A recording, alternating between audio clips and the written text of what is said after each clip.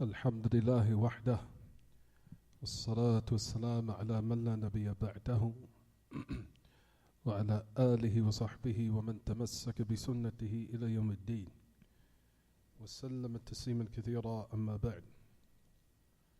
I use this book a lot. طيب, we continue in the last part of the chapter of slaughtering or sacrificing for other than Allah. As we will end the actual chapter by the Masail that the great Imam al-Mujaddid rahimahullah that he mentioned at the last part of the lesson. من باب تمرين الطالب أو تدريب الطالب على المسائل العلمية. In order to have the student of knowledge, or the one who's learning, acclimated towards extracting the benefits from all what was covered throughout the chapter. As we stopped, or actually we started, the Masail was mentioned at the end of the chapter. We started from Masala al-Ula, or the first affair, what was mentioned, it says, Al-Bada'ah bila'natin man dhabaha li ghayrillah. They cut that out the, wow. And that one is cut out. Some of those Nusakh book. At any rate, the tafsir of the ayah, in which Allah Ta'ala that He mentions, it says, verily my salat and my nusuk, my prayer and my sacrifice. As we talked about that already. We spoke about that in the last lesson. In the tafsir of the ayah, فَصَلِّ لِرَبِّكَ وَانْحَرْ. I think that was also clear, right everyone? We also talked about the tafsir of that particular ayah and in regards to what is connected with the chapter. Number 3, you'll find that it says, Al-Bada'a bila'na man dhabaha li ghayrillah. How the hadith of the Prophet ﷺ started off with the curse upon the one, or cursing the one who sacrifices or slaughters or puts forth a sacrifice for other than Allah. We talked about that likewise, right, everyone? You'll notice in the hadith it starts with the huquq of Allah Ta'ala. And then the second part starts with the huquq of who are the greatest of those who deserve your honor and reverence, who are the parents. You notice in a lot of ahadith and ayat in the book of Allah follows the same type of order, except it's more in a speech or more in the context of saying what is impermissible, not saying or laying down what is the worship as we know, but however, something that opposes, but it's still in the same order, meaning that you'll find in the ayah what is it speaking about what? Warning against the one who commits shirk, meaning whoever slaughters for other than Allah, that's still the right of Allah, not to sacrifice for other than Him. That's still the huquq of Allah. But it's just warning against what? Polytheism. The same thing in regards to the parents, which is the what? The greatest of all of those who deserves honor, respect, and reverence after Allah Ta'ala, after His right, who are the parents. But however, it's here in this context, it's warning against what? The one who curses his parents, or dishonors them, or disrespects. So it's in a manner what is what? Warning against the one who does that. But it's still talking about the huquq of what? Al-walidain. It's still talking about the what? The rights of the parents. And you'll find, like we said, all of that coincides with a lot of different texts of what comes in the book of Allah and the Sunnah of the Prophet ﷺ, which is known from the ayat, which is Surah Al-Imran, Surah Al-Nisa, وَقَضَى رَبُّكَ أَنْ لَا تَعْبُدُوا إِلَّا إِيَّاهُ وَبِالْوَالِدَيْنِ إِحْسَانًا. From the ayats such as, well, Allah Ta'ala says in this book, your Lord has proclaimed that you do not worship anyone except Him and have excellence with one's parents. And also the ayah, Allah Ta'ala, so many ayats, a lot of different ayats. Where Allah Ta'ala says in this book, وَاعْبُدُ اللَّهَ وَلَا تُشْرِكُ بِهِ شَيْئًا وَبِالْوَالِدَيْنِ إِحْسَانًا وبذي القربى واليتامى والمساكين والجار ذي القربى والجار للجنب والصاحب بالجنب وبني السبيل وما ملكت أيمانكم إن الله لا يحب من كان مختالا فخورا. Same context of all these different, a lot of different ayat. But Allah Ta'ala, if you notice, it says, it starts about the Tawheed, which is the greatest of all huquq, starting with the right of Allah, and then Allah follows it up of the greatest of what? Reverence and honor and respect from the creation, who are the parents. طيب.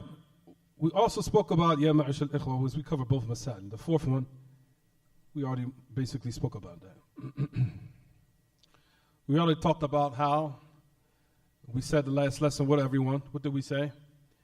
That the one who curses, if it even is done indirectly as far as the parents, بِمَنْزِلَةِ الْمُبَاشَرَةِ فِي الْإِثْمِ, that a sabab, or the reason, or you causing it, he says, فِي مَنْزِلَةِ الْمُبَاشَرَةِ فِي الْإِثْمِ.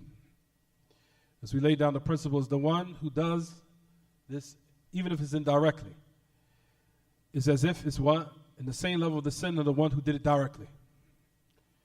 Did we not discuss that from last lesson? طيب, so that's also from the masail that we likewise extracted. طيب, the fifth mas'ala, the fifth mas'ala, the fifth affair in which you'll find that the great Imam mentioned, لَعْنَ مَنْ آوَ مُحْدِثًا. Allah also cursed the one who gives shelter to a what? A muhdith and a muhdath, both. We said when the kasra is under the dal, a muhdith, and you have like what the fatha on top of the what? The dal, muhdath. We said that breaks down to two categories, which was what, everyone? The first one is al-ihdath fi ad-din. One, bringing about a newly invented manner or something innovated in the religion. We said the hadith is comprehensive for that meaning. So Allah Ta'ala will curse the one who shelters an innovator or an innovation, defends it, aids it, and remains silent about it in order to show one's pleasure for it and his agreement with it. We talked about that the hadith is comprehensive for that meaning. Mean al-ihdath fi ad-din. So the one who shelters. That the la'na of Allah Ta'ala falls upon that individual. Who defends the innovator, gives him shelter, gives him aid, defends, remains quiet, does not forbid what he's upon of those erroneous errors that he or she may possess, if they are called especially. Then, like we said, the la'na of Allah falls on that person who defends. What about the person who's actually the innovator himself? If that's for the levels that in the magnitude, the one who gives shelter, what about the one who's actually doing it? What is the level of the magnitude of his sin? We also said that also the meaning of the hadith is in regards to the shu'un al-ummah. Al-ihdath fi shu'un al-ummah. Al-ihdath fi shu'un al-ummah. Also bringing about an affair of what? Or bringing about something or causing something of an act or an erroneous crime in the affairs of the society. Of course, if one is in a Muslim country, of course. Then the meaning of ihdath upon the second category is what, everyone? Is that a crime that one commits. So the meaning of it also likewise is what? Al-jara'im or al-jarima. The person that commits a crime, then what? And one gives shelter to that person, even though they deserve the penalty be established upon him or her, and he gives shelter and give aid and prevent the proper measures for them deserving the punishment that's supposed to be established or carried out upon him or her, then that person also falls under the la'na. We said in regards, for example, to getting shelter to someone who's oppressor, who might have killed or stole or did something that went against the affairs of the ummah in regards to the penalties and the boundaries that Allah has established for one not to transgress. He falls into a crime, you give shelter and aid to that person based upon their corruption and their oppression. We said, Ya Ma'ash al-Ikhwa, from last lesson, what did we say?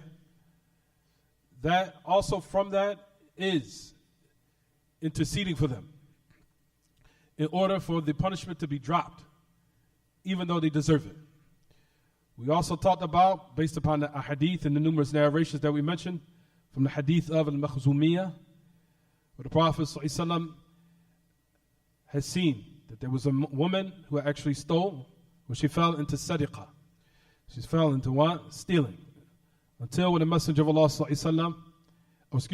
one of the Sahaba who was what? Usama. Hibbu Rasulillahi the one who the Messenger of Allah truly loved and would listen to his word if he said something. Until he came to the Messenger of Allah to intercede for a penalty from the penalties of Allah. Where someone was clearly wrong. And they clearly was what? An error. Until the Messenger of Allah, as we talked about last lesson, what did we say, everyone? As the Prophet ﷺ said to Usama, أَتَشْفَعُ فِي حَدٍّ مِّن حُدُودِ اللَّهِ واشتد غضب النبي صلى الله عليه وسلم حتى صعد المنبر فحمد الله وأثنى عليه فقال أما بعد فإنما أهلك من كان قبلكم إذا سرق فيهم الشريف تركوه وإذا سرق فيهم الضعيف فقام عليه الحد وإما الله لو أن فاطمة بنت محمد صلى الله عليه وسلم سرقت لقطعت يدها. To the end of it. As we know the hadith of the Prophet صلى الله عليه وسلم, he says that which destroyed the people from before you, that if someone was from the prominent and people who possess money, or if he was rich or what have you, if he had stole and fell into something that was unlawful, they would leave him alone. And if it was something that was considered, or a person who was considered to be lowly in the community, no status, no money, no wealth, they would establish the penalty upon him. He says, I swear by Allah, if Fatima, the daughter of Muhammad, stole, he said that I will what? I will cut her hand off. طيب. So this is to show that the Messenger of Allah ﷺ highly prohibited that what? Once the affair reaches the Sultan, then it's not permissible to what? Intercede for a penalty of the penalties of Allah ta'ala, or the punishment from the punishments of Allah that has to be carried out for a person who deserves it. That's the reason why, as we said last lesson, what everyone? Also the narration where the Prophet ﷺ said, تَعَافَوْا الْحُدُودِ فِي مَا بَيْنَكُمْ فَإِذَا بَلَغَتِ السُّلْطَانِ فَلَعْنَ اللَّهَ الشَّافِعُ وَالْمُشَفَّعُ. As the Prophet ﷺ said, تَعَافَوْا الْحُدُودِ فِي مَا بَيْنَكُمْ. He says, if those penalties are something of oppression that was done to you from another individual, he says, if that's the case and you want to forgive him, then let it forgive amongst yourselves that penalty or that oppression that he's done to you. Amongst yourselves, if that's the case, that you want to forgive the person. But once it's reached the authorities, then what? Once it's reached the authorities, then Allah curses the shafi' and the mushaffa'. Then Allah ta'ala curses the what? The one interceding and the one who's being interceded for. Allah curses them. Once the hukm reaches the sultan, which it reaches the what? Which it reaches the authorities. And as we also talked about what happened with Safwan ibn Abi Umayyah. What happened with the man, as we talked about last lesson, what did we say, everyone? He says, for he had stole a piece of clothing from him, or he stole something of high value, until he came to the Messenger of Allah sallallahu alaihi wasallam. The Prophet sallallahu alaihi wasallam has said, "Halla samahtahu qabla an ta'tiyani bih." He said, Messenger of Allah, when he showed him what happened, and they seen that the punishment was going to be carried out on him, because it reaches now the authorities, and the authority at the time was who? It was the Messenger of Allah sallallahu alaihi wasallam. Right, everyone? So the man had said, so this great Sahabi, Safwan, he said, Ya Rasulullah, ana ma aradtu hadha. He said, I didn't intend that. That's not what, basically, I didn't want him to establish a penalty. Until the Messenger of Allah said, Halla samahta anhu qabla ta'tiyani bihi. When you could have overlooked him before you brought him to me? He said, now you brought him to me, what? Now the penalty has to be carried out, because it reached the authorities now. And that's exactly what happened when I told the brother the other day. The brother asked me about the man who committed zina. The man who committed fornication during the time of the Prophet ﷺ, of the great Sahabi. Likewise, the great Sahabi was Ma'iz. His name was Ma'iz. Radiallahu anhu. He fell into zina. When he first came to the Messenger of Allah ﷺ, he came to him, and what? The Messenger of Allah turned away from him. So Messenger of Allah, he says, verily I committed fornication, ana zanait, fatahhirni. Purify me, Messenger of Allah. Inni waqa'tu fi zina. So Messenger of Allah, I fell into fornication. The Prophet ﷺ turned away from him. He turned away from him a couple of times. Until the third, once that hukm of what? Of the third now Now there's going to be a lot of ahkam that's going to fall on. Not only on the person that fell into it, but also on what? On the authorities. That's the reason why the Prophet ﷺ turned away in order to what? To let him, give him an opportunity to make tawbah between him and Allah. To give him an opportunity. Turned away until he seen the third, that he was serious, to the point where he said, Shummu fama, la'allahu sharib. Smell his breath. Maybe he what? Maybe he took some intoxicants. Maybe he's lost his mind. Maybe he's not in his right state of mind. Till they found that he was what? Sane. There was nothing wrong with him. Until the Messenger of Allah ﷺ had commanded that what? That the command of the punishment be carried out. But notice the Prophet ﷺ gave it an opportunity. As soon as he said it, he turned away from him. Basically to give an opportunity to what? Make tawbah between you and Allah. Go. Because now when the third time you say it, now it's binding upon the authorities to carry out the what? The punishment. So that's why he gave him an opportunity. He turned away. Turned away again. Because he knew what was going to happen if he said it the third time. So he admitted to himself that he actually fornicated. The point of the matter is, ya ma'ashal ikhwa, once the affair, the reason why I mention all these narrations, once it's reached the authorities, then what? If one tries to intercede for a penalty of the penalties of Allah, then Allah curses the what? The shafi' and the mushaffa'. Allah curses the one interceding and the one being interceded for. Is it clear what I'm saying, everyone? So in regards to the la'na, in the shu'ul ummah, for a person who committed a crime within the Muslim society, for that person, like we said, if this is the person that gives shelter to him, then what about the actual one person who committed the crime? The mere individual that defends him and shelters him and tries to intercede for him and all these other affairs, that has the la'na of Allah upon him. What about the person that what? Actually fell into it? So one has to what? Be careful. Especially in regards to what we've been speaking about and what we had explained. Didn't we explain that last lesson? We explained that last class. طيب. So it says in the Al-Masal Al-Khamisa, لَعْنَ مَنْ آوَ مُحْدِثًا وَهُوَ الرَّجُلُ يُحْدِثُ شَيْئًا يَجِبُ فِيهِ حَقُّ اللَّهِ فَلْيَتَّجِئْ إِلَى مَنْ يُجِيرُهُ مِنْ ذَلِكَ. For the Prophet ﷺ cursed the one who gives shelter to a muhdith and a muhdath, both. And it is a man that brings about an affair, meaning whether it be a crime or innovation or what have you. And it's obligatory in that matter, what? The right of Allah. What does it mean, the right of Allah? Meaning the penalty. That's to be carried out. He says, فَلْيَلْتَجِئْ إِلَى مَنْ يُجِيرُهُ مِنْ ذَلِكَ. He said, then he seeks shelter and refuge to the one who will what? Save him from that. For the one who gives the shelter, then the la'na falls on the what? On that particular person who defends and shelters and gives protection for the one who is what? Oppressor, or the one who is wrong. Type. The sixth.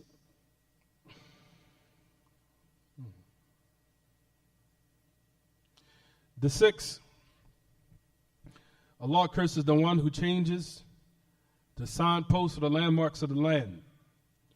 وهي المراسيم التي تفرق بين حقك وحق جارك وحق جارك من الأرض فتغيرها بتقديم أو تأخير. As we talked about that last lesson. For the la'na upon the one who changes the signposts or the landmarks of the land. We talked about the meaning of that already. We said it breaks down to three meanings, right?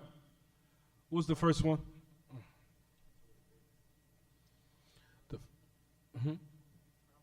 The property that's made to divide amongst yourself and your neighbor. That's number one. Number two, what did we say? Ahsant. We also said one of the meanings is that one tries to move the boundaries which is set and bounded of what is the haram and what is not the haram. Because we know inside of the haram is certain ahkam that one cannot what? Participate in the hunting game or scare the animals or pluck the trees down, take them down, except in certain exceptions, as we know, as it comes in the ahkam al-fiqh. But for the origin is that one cannot take them down. Or, for example, no fighting or killing or battle can take place except in certain circumstances we know. Whether the mushrikeen, they come in or they try to take over and out of self-defense to the end of it, or purifying the haram from shirk and his people. Those are the exceptions. But at any rate, the origin is that there cannot be what? There cannot be any of these affairs take place that we mentioned, whether it be hunting game or plucking the trees or fighting or killing or any of those matters. All of that is impermissible, especially in the sacred land of the haram. And for one to come...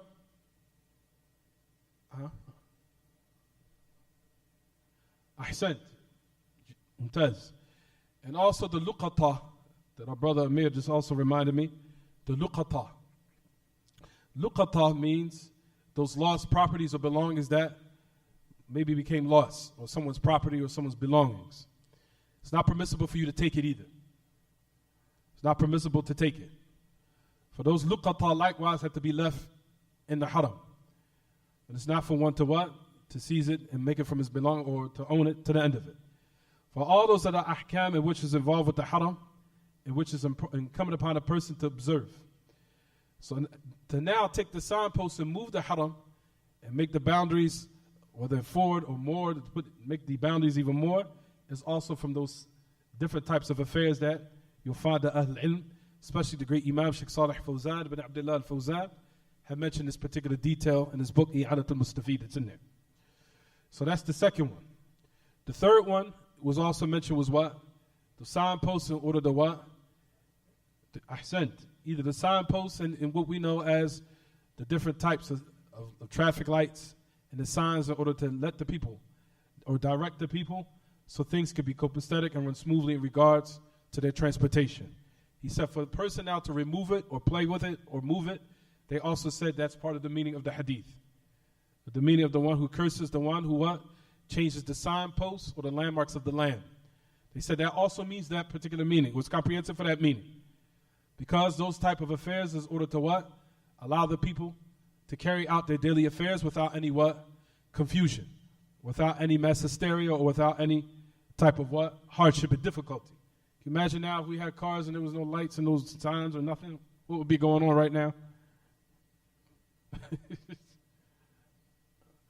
So, for those things, like we said, in order for the help and aid the people go about their daily activities without any difficulties or hardships, all falls under the meaning of this particular hadith.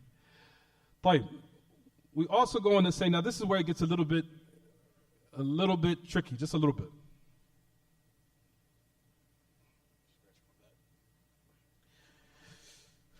The sixth one is where we said the difference between, we taught that this is where we stopped our last lesson. We said the difference between لعن المعين ولعن أهل المعاصي على سبيل العموم. This is what we spoke about last lesson. This is where we stopped, actually. The difference between لعن المعين ولعن أهل المعاصي على سبيل العموم. The difference between cursing someone specifically, or a specific person, or cursing the people of disobedience in a general manner, generally. Right, everyone? We talked about it's not permissible. What did we say last lesson to summarize everything? We said it's not permissible to curse a person even if he's upon kufr, as long as they're alive. If they're alive, can't not curse them, invoke a curse of Allah upon them. If they're alive. And the example of that is going to come in a couple of chapters. It's going to come actually in a couple of chapters. Where the Prophet ﷺ had cursed at that particular time when they were mushrikeen. He cursed them specifically. He named them by name. One of them was, they say one narration was during the battle. It was one time during the battle that the message of Allah was in, and there was one that he prayed witr in the salah. All that's going to come. The point of the matter is that he cursed them at the time when they were in the state of kufr. They were upon the state of shirk. And he cursed them. And the Prophet and Allah Ta'ala sent down the ayah, لَيْسَ لَكَ مِنَ الْأَمْرِ شَيْءٍ لَيْسَ لَكَ مِنَ الْأَمْرِ شَيْءٍ أَن يَتُوبَ عَلَيْهِمْ أَوْ يُعَذِّبَهُمْ فَإِنَّهُمْ ظَالِمُونَ. He said, this affair is not to you. Anything. In the least. That either Allah will accept their tawbah, meaning become Muslim. Or punish them. For verily right now, in this particular time, they are oppressors. But the affair of you cursing them is not for you. Meaning that the aqiba, or the final outcome, as we talked about last lesson, all three of those people who the Prophet ﷺ cursed became Sahaba. All of them. And not only they became from the Sahaba, they came from the greatest of Sahaba, who Islam became excellent.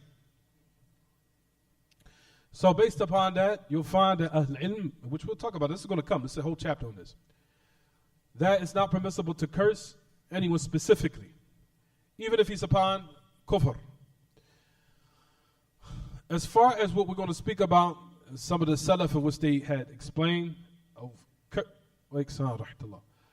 cursing, what happened with Bishop Marisi and certain innovators, we'll explain that in a little bit detail, a little bit later on, inshallah. But what is the correct position is what we'll discuss, inshallah, is that a person, well, as long as he's alive, then it's not permissible to what? To curse them, or invoke Allah's curse upon them, or their wrath upon them. Rather, make dua that Allah guide them. And on top of that, especially if he's what? Especially if he's Muslim. Then it's for all the more reason that it's not permissible. We'll talk about, inshallah. We also spoke about last lesson, what do we say? What do we say? Now, if a person commits an act that necessitates the curse of Allah and His Messenger, is it permissible still to curse him? Let's say, for example, a person drinks khamr. A person is drinking intoxicants. That act necessitates the curse of Allah upon a person.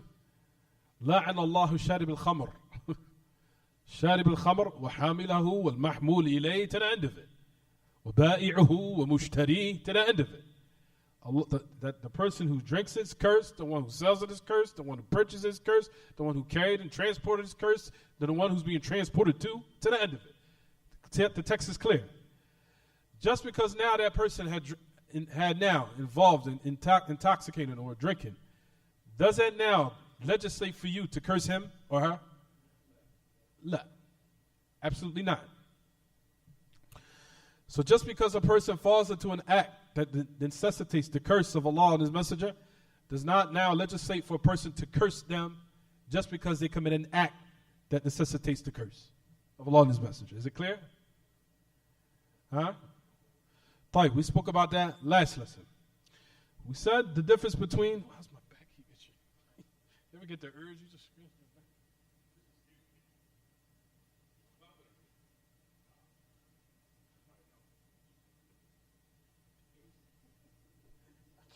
I couldn't take it. No, I'm good now. I'm cool. That's my back, just the urge. So the last part, the difference between the one who fell into ma'asi, it's not permissible to curse the person.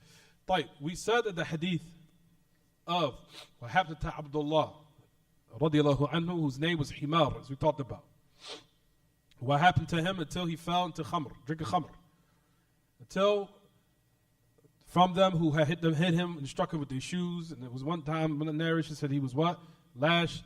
From them also says the narration that he was hit. He was struck with some of it from our shoes, some of it with our clothes, to the end of it. Until one of them says, لَعَنَكَ اللَّهُ مَا أَكْثَرَ مَا أُوتِيَ بِهِ إِلَى النَّبِيِّ صلى الله عليه وسلم. The Prophet صلى الله عليه وسلم said, فَلَا تَلْعَنُوهُ. One narration says, وَلَا تَقُولُوا هَذَا.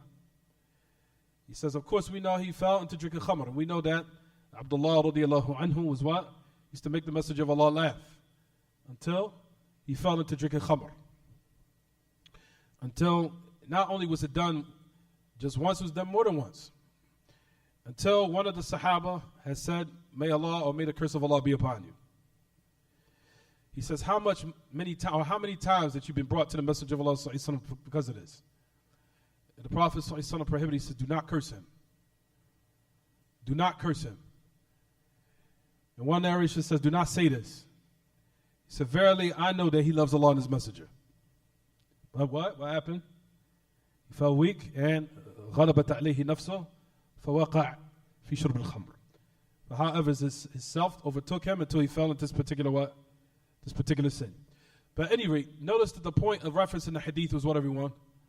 That the Prophet ﷺ had prohibited what? that he not be cursed. Do not curse him. طيب. So now as you go on, it says in the Mas'alah al-Thamina.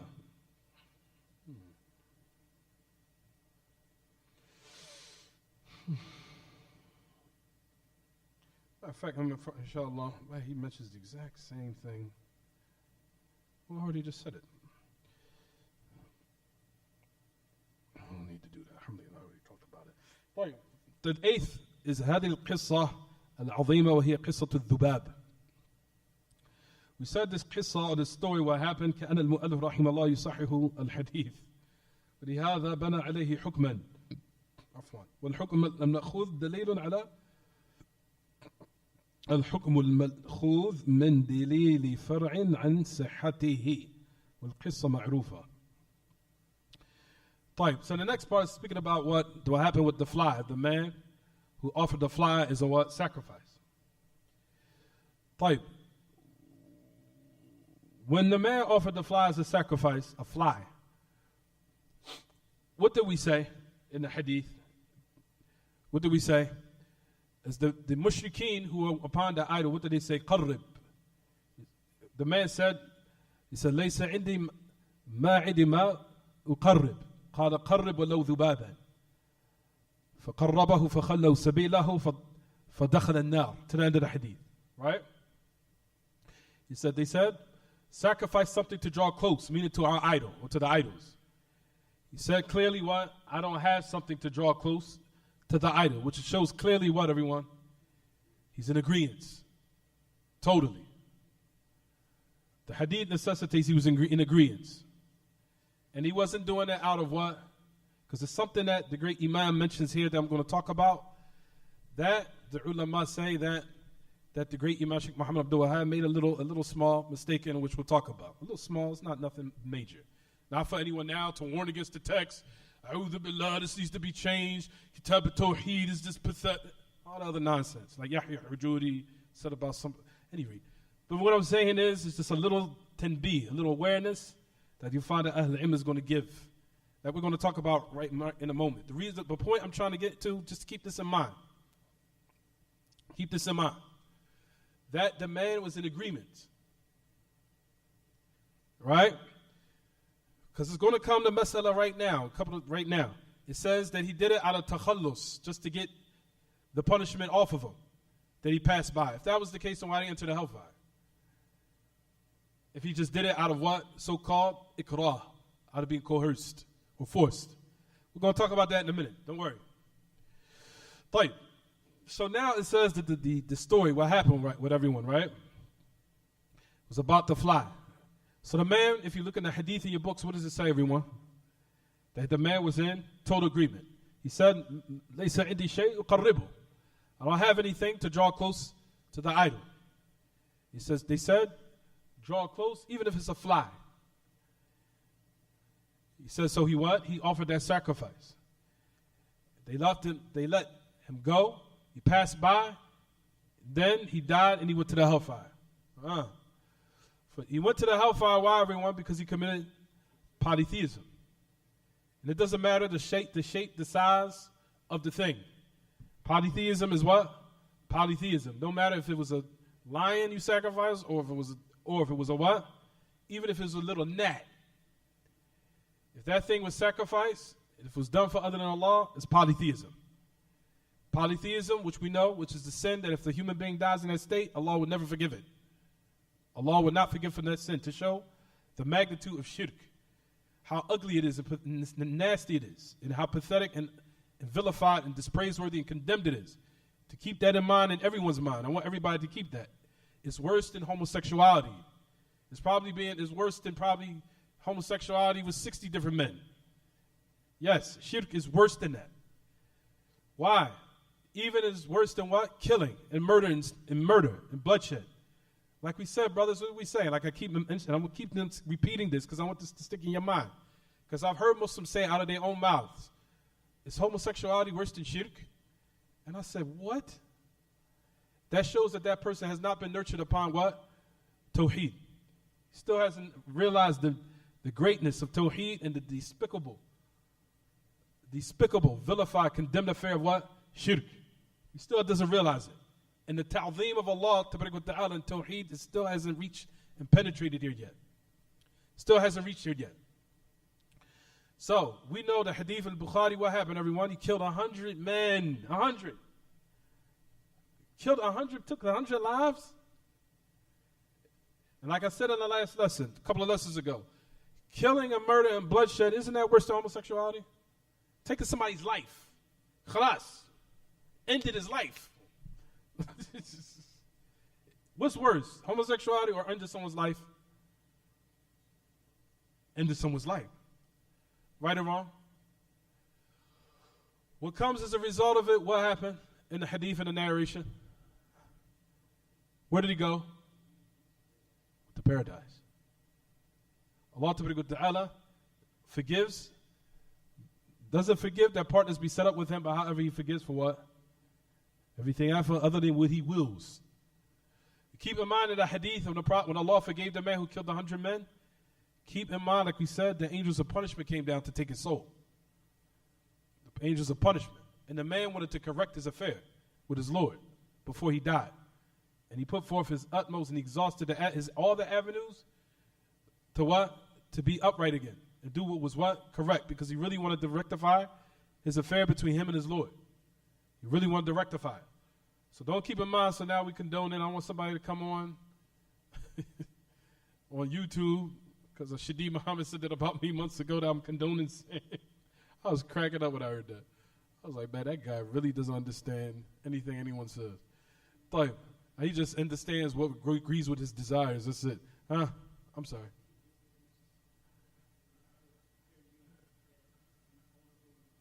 Hold on.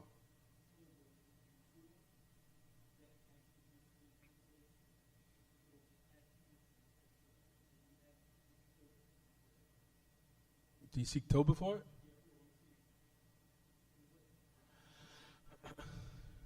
Uh-huh.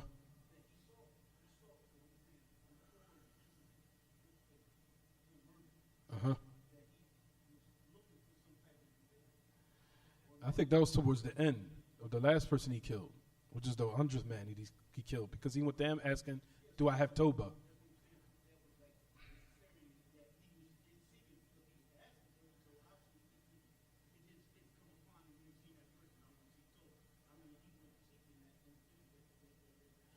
He was looking for a way out. He was looking for a way out. So he did ask for Tawbah prior. No doubt. That's correct. But to keep in mind that everyone is to let everyone know how tremendous monotheism is and how despicable polytheism is, and how ugly it is. You can imagine a person that slaughtered 100 people, slaughtered them, 100. I think there's something no more horrific than a person could think about something to that effect. That a person slaughtered and killed 100 people. And despite of that, Allah still forgave it. That's tremendous. That's to let one know how tremendous Tawheed is and monotheism is. And put it in a whole different light and a whole different perspective. And that's the reason why we start off with this affair, because it's the utmost of importance. And warning against the most despicable of all affairs, which is what? Which is polytheism and idolatry. So you'll find in this hadith of the man who slaughtered this little fly, and he still entered the hellfire. Which you'll find that Ahl Ilm say that the reason why he entered the hellfire is because he was in absolute what? Agreement with him. طيب. The narrator hadith who was Tariq ibn Shihab, radiallahu anhu, he was a Sahabi. His name was Tariq ibn Shihab al-Ahmasi al-Bajali, radiallahu anhu Allah. Tariq ibn Shihab al-Ahmasi al-Bajali. As it says in the hadith, he's a Sahabi. طيب. Even though a lot of Ahl Ilm, as we said last lesson, say the hadith, or this particular narration is mawquf. It's mawquf, meaning it's a statement of a Sahabi. It's a statement of a Sahabi. Is a statement of the Prophet ﷺ. We said that it would take the hukm of a hadith. Why? Because the hadith contains in it affairs of the unseen. It says that someone went to hell, someone went to the hellfire. That's something tremendous. To say that someone went to hell, that's affairs of the unseen. That no one could give their own opinion about at all. That had to be absolute revelation that was given or sent down in order for what? One, to relate that particular what? Narration. Like we said, the affairs of the unseen are affairs that what, everyone? No one can speak about with their own opinion. Unless there was a text or understanding that was taken from the Messenger of Allah sallallahu alaihi wasallam, and that Sahabi understood it and narrated it. Like we said, even if the narrations was from the Sahaba, and if a statement of a Sahabi, it still takes the hukm of what, everyone? Of a hadith. If it's pertaining to the affairs of what? Of the unseen. Or the affairs of al-matalib al-ilahiyya. Affairs pertaining to Allah Himself. Those affairs are tawqifi, meaning they are absolute texts that Sahabi understood or took from the Messenger of Allah to speak about it. Because the affairs of the unseen, or the affairs about Allah, or affairs about things that took place from the past, or affairs that will take place in the future, or affairs that will take place in the last days and times on earth, or affairs that will take place in the hereafter on the day of resurrection, or the grave, or the life in the grave, or the life in paradise, or life in the hellfire. All those are affairs of the unseen that no one, is not permissible for anyone to speak about from their own opinion. Unless it was revelation that Allah sent down to speak about it. And if you see in that statement upon the Sahabi, as we said, what, everyone? That Sahabi said it, it still takes the hukm of a hadith. If the narration, of course, is authentic, and the chain is authentic, but if the statement is speaking about the affairs of the unseen, then what? It takes the hukm of a hadith. Because you will never find any of the Sahaba, none of the companions of the Messenger of Allah talk about the affairs of the unseen from their own opinion, ever. Ever. Because it's too sacred. It's not permissible. Or about Allah, al-matalib al-ilahiyya. About the matalib al-ilahiyya, or al-mughayyabat, or nubuwat. All those affairs are affairs of the unseen. The al-matalib al-ilahiyya about Allah, or nubuwat, or about affairs about the prophets, or prophethood, or affairs of the unseen. Of what means in it, of what contains of it, or what contains in it, of things that happened in the past to other nations, or things that will happen in the future, or affairs that will take place, for example, in the grave, or in the day of resurrection, or paradise, or hell. Those affairs are unseen. That none of the Sahaba will ever speak about it unless they took that understanding directly from Allah. That's the reason why you'll find, as we'll talk about in the last part of the hadith, Kitaab At-Tawheed, Abdullah ibn Mas'ud, where he talks about the arsh of Allah. How comparison to the seven heavens, and how huge and vast they are. As we know, from one heaven to the other is the distance of what? 500 years. One heaven to another heaven is the distance of 500 years. That's vast and very huge. That's just one heaven to another heaven, one heaven to the second. And each distance is 500. Abdullah ibn Mas'ud gave the explanation of that. Even though that narration to the point where he said is above is the footstool of Allah. In comparison to the footstool to the seven heavens and all that great distance, it's like a person taking a ring and throwing it in the middle of a desolate desert. That's how huge and vast the footstool of Allah is in comparison to this existence of what we're in right now. It's absolutely nothing, even though we perceive it to be what? Very big. But in comparison, just the footstool of Allah, it's nothing. Now if you go up to the heavens, and we know that from the affairs of the unseen, like Abdullah ibn Mas'ud said, there's a water hanging in the air, a vast water. It's just a vast water just hanging and hovering in the air. Sheikh Ahmed Najmi had mentioned in his book, Kitaab At-Tawheed, which I lost. I think it was stolen. I don't know what happened to it. I had the book, Kitaab At-Tawheed by Sheikh Ahmed Najmi. At any rate, he said in this book, in his explanation, he said, look and ponder that Allah Ta'ala had created a creation of water that just hovers in the air, and how vast and big it is. And it just hovers in the air. It's just sitting there, in which the Prophet ﷺ informed. But Abdullah ibn Mas'ud mentioned in that particular in a particular narration, that it's just sitting in the air. And then you have above all of that is the arsh of Allah. And the arsh of Allah, the throne of Allah in comparison to the footstool, is like a ring that's thrown in the middle of a desolate desert. So the arsh, in comparison to all this existence, and all this great distance, and the footstool, and the arsh, in comparison to all of that, is nothing. What about Allah Himself? For Allah Ta'ala is bigger than everything. So Allah Ta'ala is, as we know, is bigger than everything. Bigger than everything. So that you'll find that it says in the hadith of Abdullah ibn Mas'ud that he said in the last part of the narration, he says, Wallahu al-arsh. Oh, what is the narration? Because it's been years. No. He says, فَالْكُرْسِ فَالْعَرْشِ فوق الماء. نعم الحمد لله remember. فالعرش فوق الماء والله فوق العرش ولا يخفى عليه شيء من أعمالكم. That's what it says. He says that the arsh is above the water and Allah is above the arsh. And there is nothing hidden from you and there's nothing hidden from Him of any of your deeds. Because Allah Ta'ala is bigger than everything. طيب. For that reason, Ya ma'ashal ikhwa, that narration of Abdullah ibn Mas'ud, a lot of people saying hadith al-aw'al is they call it aw'al. That hadith takes the hukum, that narration as mawquf takes the ruling of a hadith. Because that's tremendous. It's talking about affairs of the unseen that no human being knows about. Except that Abdullah ibn Mas'ud, the hadith, or this particular author, like we said, takes the hukum of what? The hadith. As if the Messenger of Allah said it. Because Abdullah ibn Mas'ud will never talk about these affairs from his own opinion, ever. Unless he took that understanding directly from the Prophet himself, alayhi salatu wasalam. Is it clear what I'm saying, everyone? طيب. Now, listen to the next matter as it says in the 9th mas'ala. Listen to what it says. كونه دخل النار بسبب ذلك الذباب الذي لم يقصده بل فعله تخلصا من شرهم. This is where a lot of Ahl Ilm that they gave a little correction here. I want you guys to see if you can pinpoint it out. He says him being, or he's actually entered the hellfire because of the fly, in which he did not intend it. Rather, he did it just to get rid of their evil. But what is he saying here? Exactly.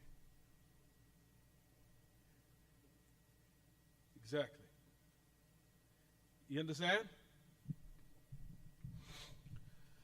So put just a little mark in there. Like I said, you'll find, like I said, this is no problem.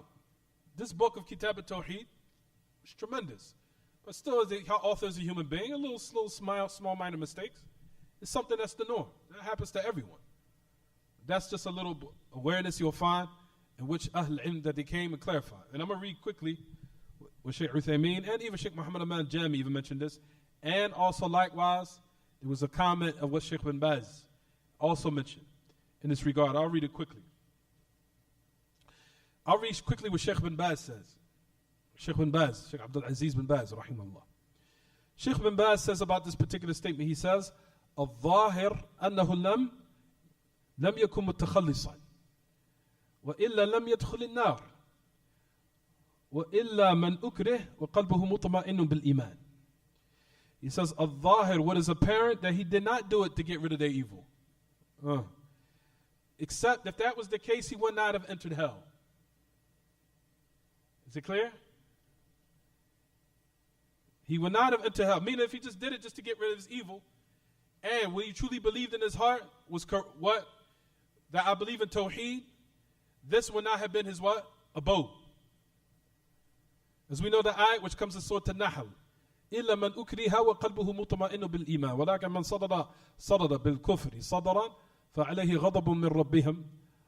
To the end of the ayat which is in Surah An-Nahl. Allah Ta'ala says in His book, who has been forced to do an act of kufr, of course, He says, except the one who's been forced and his heart is at what? His heart is at ease and open to what? Faith. However, whose ever heart or his chest is open to it, then upon him is the what? Is the anger of Allah. طيب. So here in this instance, what does it say here, everyone?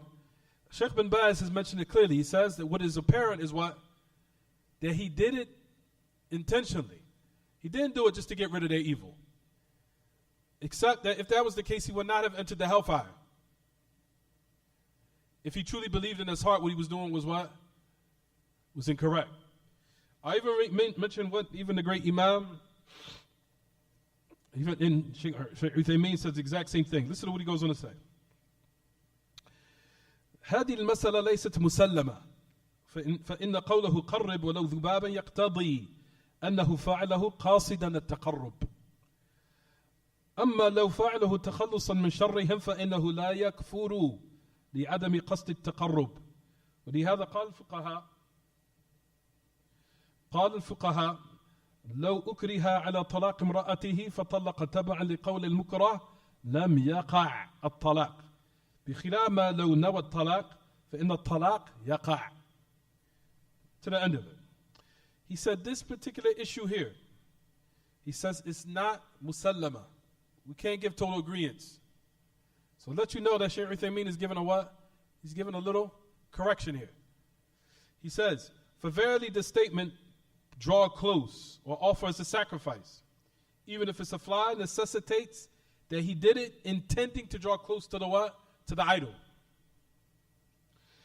As for if he would have did it just to get rid of their evil, then it is known that a person does not disbelieve by what? لِعَدَمِ قَصْدِ التَّقَرُّبِ, because he did not intend to draw close to the what? To the idol. That's why the fuqaha, or the scholars of fiqh, that they say if a person has been, that he's been forced upon, for example, forcing a person to divorce his wife, and he divorced his wife in order for the statement to what? Fall behind him being in the state of being forced. Somebody put a gun in your head. Divorce your wife right now. Utter it. You utter it. Does that carry out? Does it carry out or not? Does it carry out or not? If a person put a gun in your head, blow your head off, you don't say, you pronounce with your word, divorce your wife. And you said it. You said you divorced your wife. Does the talaq carry out? We know the ahkam is for being forced. Doesn't carry out. Doesn't carry out. You've been forced. What was you going to do? Right, everyone? But your heart believes something totally different. Is it clear what I'm saying? So he says that, for example, now, does it carry out? Because if a person forced for being coerced to the end of it, then what? Then we know that that person or that particular individual, then the talaq or the divorce doesn't carry out. However, this one goes on to say, we know the hadith of the Prophet ﷺ. We said, alayhi salatu wasalam, إِنَّمَا الْأَعْمَالُ بِالنِّيَّاتِ. Verily, actions is based upon intentions. He said, what is apparent in this particular story, that the man that he slaughtered with the whole intention to draw close to who? To the idol. Because the origin of what we're discussing now is the action is built upon what was requested, or what he sought out also, which also agreed with this request. So he says that we seek in contrast to what the author says here. You understand, everyone? So right now, someone was reading this in his home, and he didn't have the proper explanation. He's just reading it. He would fall into a little bit of error. You understand? Plus, people get confused. He's like, why a person be hellfire in the hellfire he even intended? That don't make no sense to me. You understand? The person is with intent. They threatened his life. What was he going to do? So he did it, and then he went to hell. The person will read that, it might cause some doubt. SubhanAllah, religion is that. You understand what I'm saying? He get punished over something he didn't even intend. You understand, everyone? That's the reason why the ulama they came back and corrected this little small minor mistake, which is not a big problem. طيب. Here is another thing which we're going to add on, inshallah. And I'll read this last part of what comes to Surah An-Nahl, ayat 106. We already discussed this. Allah Ta'ala clearly says in his book, وَمَنْ كَفَرَ مِنْ بَعْدِ إِيمَانِهِ إِلَّا مَنْ أُكْرِهَ وَقَلْبُهُ مُطْمَئِنٌ بِالْإِيمَانِ وَلَكِنْ مَنْ شَرَحَ بِالْكُفْرِ صَدْرًا فَعَلَيْهِ غَضَبٌ مِنَ اللَّهِ to the end of the ayah. He said, مَنْ كَفَرَ بِاللَّهِ بَعْدَ إِيمَانِهِ وَقَلْبُهُ مُطْمَئِنٌ بِالْإِيمَانِ. He says a person that he disbelieves in Allah after his iman, meaning he clearly opens up with his heart, agrees with his statement, says it clearly. The person is disbelieved. Then Allah Ta'ala gives the exception after that. in which the love or the wording doesn't agree with the what? With the heart, because it's in the circumstance of what? Being forced. Which is, when Allah says in the ayah, except the one who's been forced and his heart is at ease with faith. However, if his chest is open up for disbelief, then upon him is the anger of Allah. Right? So it says in that particular ayah, which is in Surah An-Nahl, ayah number 106. طيب. Now listen. Listen to what the great Imam goes on to say. وَهَذَا الَّذِي فَعَلْ مَا يُجِبُ الْكُفْرِ تَخَلُّصًا مُطْمَئِنٌ قَلْبُهُ بِالْإِيمَانِ. So now it's as if what was understood from this particular text, that the person did this out of getting rid of the evil, and his faith, and his heart was at ease with the faith. That's based upon what the author is saying here. But that's not the case. He said that's not the case. His heart was open towards the kufr. Not because he just wanted to get rid of his evil, and his faith was at ease, or his heart was at ease with faith. That wasn't the case here with the person in the hadith. That wasn't his case, because he entered the hellfire. If that was the case, he wouldn't have been. Exactly. So now he says that is what we're discussing now. However, we can say that this hadith is used, or this particular athar, takes the hukm of the hadith, is used in order to show that a person, if he does this, and I want everybody to listen to this carefully, it's for him to do this, as long with the condition that his heart is at ease with what? Faith. However, it is better. I didn't say wajib. Listen to the words I'm saying. He said it's better, more preferable, done preferably, or more preferable to say that if he was patient, even if he was killed, it would have been better. That's all. We didn't say it's wajib. Better. That's it. Better. You understand? Just better. So is it clear what I'm saying? Because I don't want people online to think that I'm saying, huh? Yeah, they've been a martyr. Absolutely. Of course, that's way better. Exactly.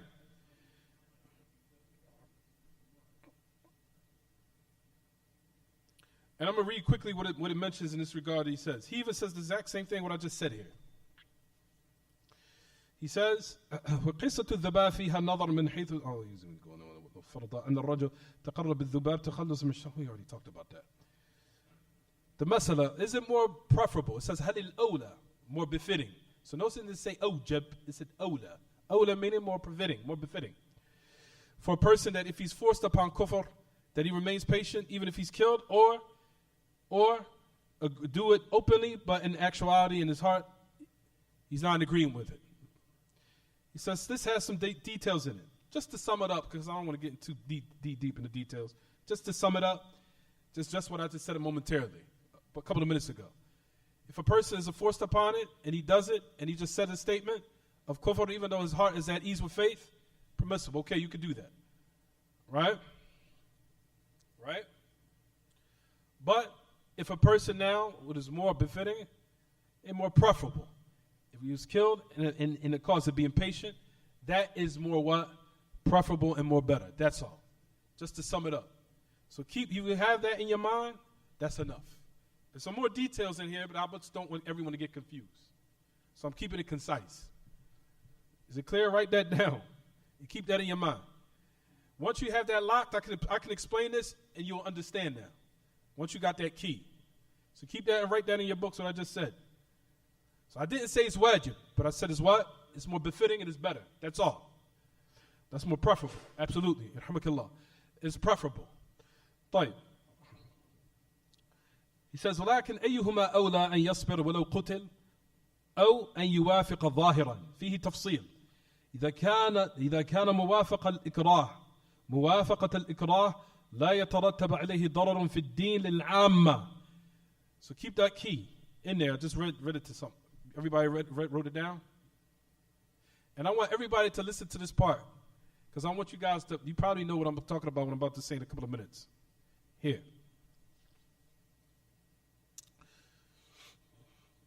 Everyone wrote that down? It's only one sentence and a half. You wrote that down, Dawood? No, you didn't. So if I check, you wrote it down?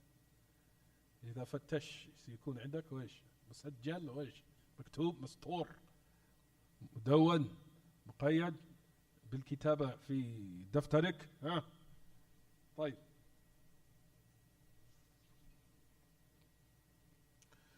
طيب, now listen to this.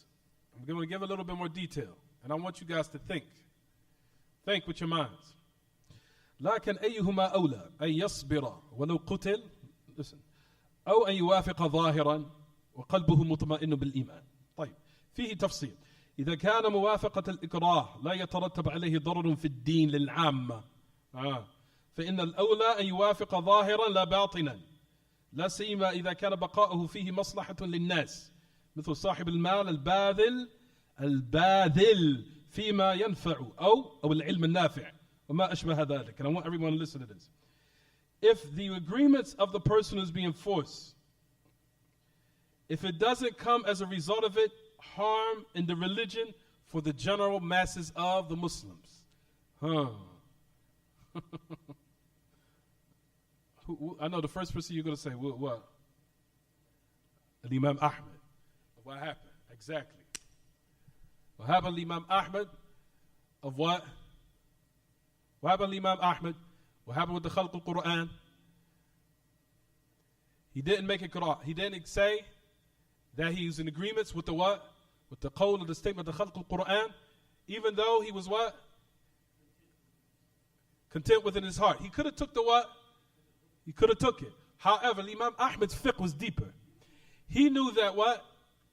That if he did it, if he agreed, what would cause as a more darar upon the ammat an-nas was greater. That's how he remained patient. So that's what he's speaking about here. Is it clear? To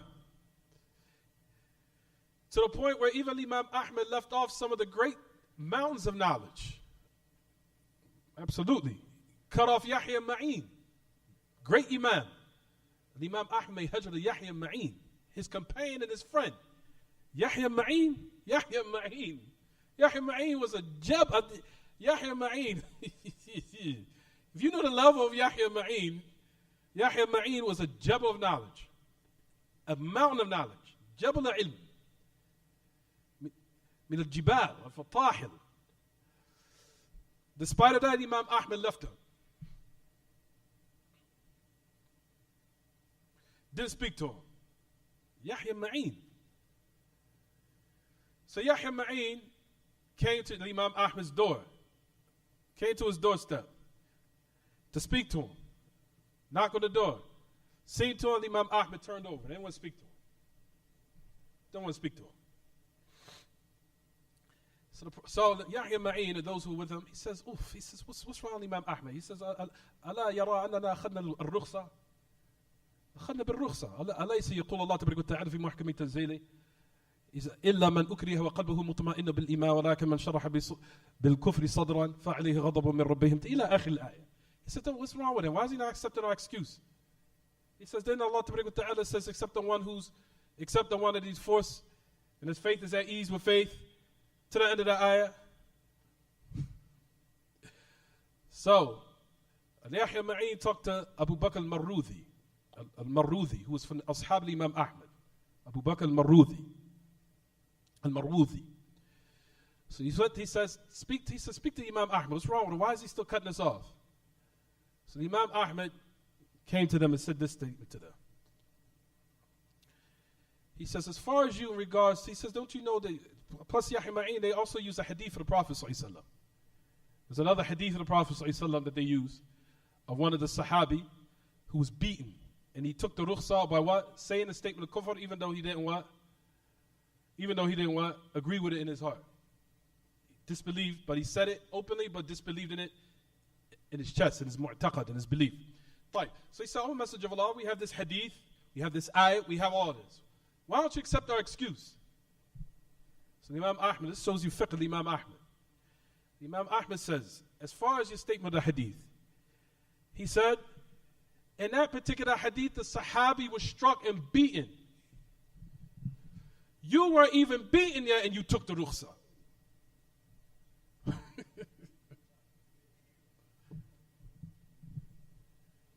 You weren't even beaten yet, you took the rukhsah.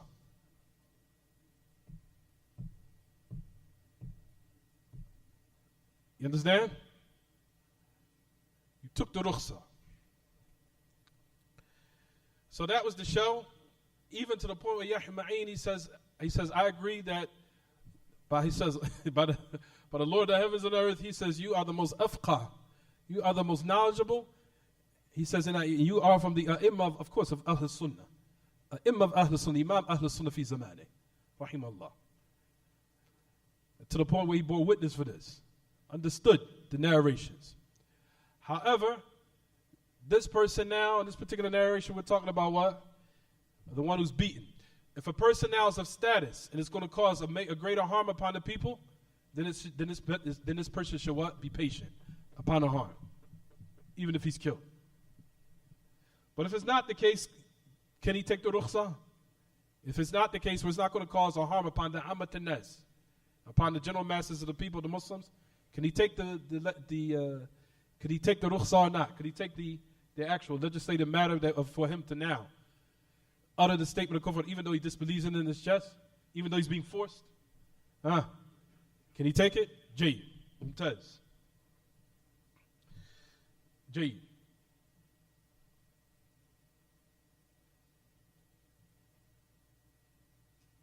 And that is based upon, likewise, the hadith, and we'll stop here. What the Prophet ﷺ had mentioned and said, the same thing we're mentioning now. He says, أما إذا كان في موافقته وعدم صبره ضرر على الإسلام فإنه يصبر وقد يجب الصبر. And even perhaps, even patience in certain circumstances can be what? Obligatory. He says, لأنه من باب الصبر على الجهاد في سبيل الله وليس من باب إبقاء النفس. ولهذا لما شكى الصحابة للنبي صلى الله عليه وسلم ما يجدونه من مضايقة المشركين قص عليهم قصة الرجل في من كان قبلنا بأن الإنسان كان يمشط ما بين لحمه وجلده بأمشاط الحديد ويصبر فكأنه يقول اصبروا على الأذى. ولو حصل من الصحابة رضي الله عنهم في ذلك الوقت موافقة للمشركين وهم قلة لحصل بذلك ضرر عظيم على الإسلام, to the end of it. So that's basically the details we just gave to the brothers. We said, if that person becomes patient, if it's going to cause a harm upon the masses of the Muslims, then of course he'd be patient. And in certain circumstances, it could be obligatory. He said, for that reason, you'll find when the Sahaba complained to the Prophet ﷺ of what they were facing, of those trials and tribulations and harm, of what the mushrikeen, the polytheists was giving them. He gave the story about the man before them that he was put on a platform, and they would take an iron comb of steel, and they would comb it, and they would put it to his skin until it tore his what? Tore the meat and the muscles of his what? And his skin, of that which is between all the way to his bones. It was very painful, iron, and he still would remain patient. Of what would turn him back, and that still wouldn't turn him back from his what? From his religion. So in certain circumstances, like we said, just to sum it up, what everyone? That person remained patient in certain circumstances, even though in certain circumstances he can take the what? The rukhsah. Except those different exceptions that we gave. Is it clear? Jayed. We'll stop here inshallah. هذا وصلى الله وسلم وبارك على نبينا محمد وعلى آله وصحبه وسلم وسبحانك اللهم وبحمدك وأشهد أن لا إله إلا أنت أستغفرك وأتوب إليك.